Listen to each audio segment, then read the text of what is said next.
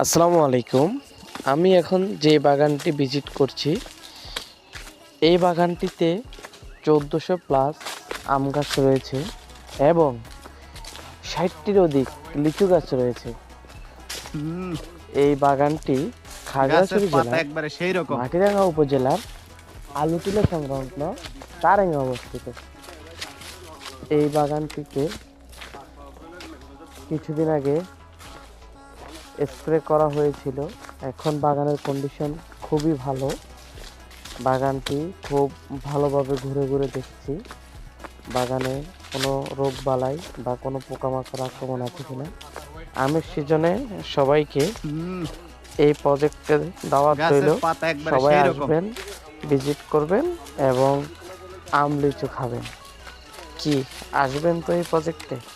সবার কিন্তু অগ্রিম দাওয়াত রইল।